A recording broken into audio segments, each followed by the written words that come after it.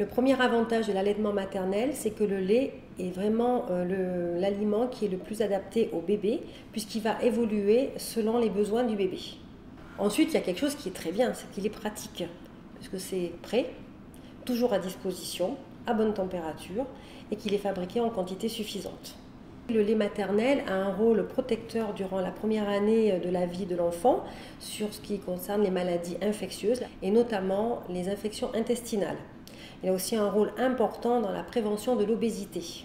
Après, pour la maman, il a aussi des bénéfices, notamment il favorise la perte de poids et en plus, il prévient de l'ostéoporose.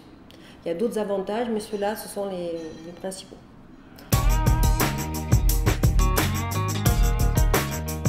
Alors l'allaitement, déjà, c'est un projet de couple. Donc il faut que le futur papa et la future maman en parlent, mais sans oublier quand même que c'est la future maman qui va avoir la décision finale. Et que bien sûr c'est un geste naturel.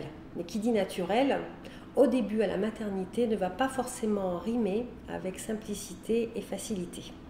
Donc pour cela, il faut quand même une petite préparation. Alors la préparation physique, il n'y a rien à faire.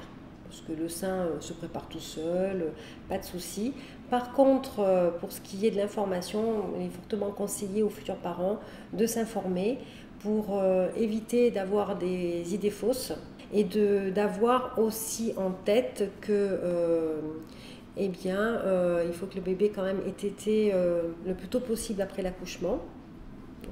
Plus il va téter tôt, mieux, plus ce sera facile. Que les parents doivent surveiller donc, le bébé et donc le faire téter chaque fois qu'il est éveillé.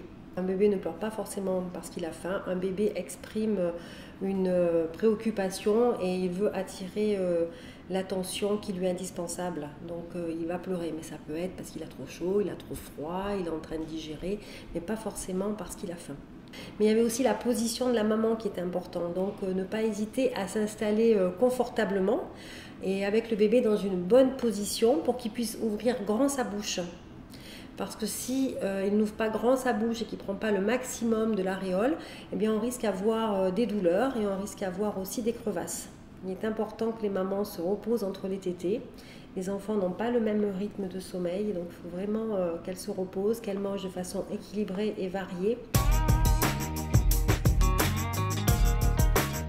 Déjà avant la naissance, à l'hôpital, donc le service maternité propose une réunion d'information tous les mois pour expliquer aux futurs parents, parce que les futurs papas sont aussi conviés, donc comment initier un allaitement. Après, lors de toutes les consultations avec les sages-femmes, le sujet peut être abordé.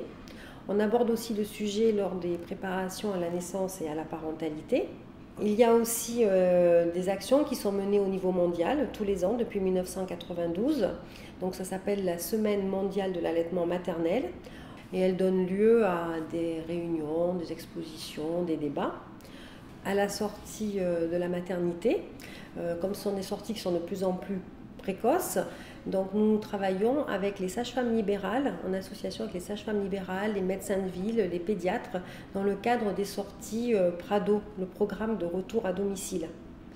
Donc là, les conseils, c'est qu'elles se rapprochent de leurs sages-femmes, mais aussi des puéricultrices de la PMI, de la protection maternelle et infantile, des associations de soutien à l'allaitement et aussi du lactarium de Bordeaux-Marmande.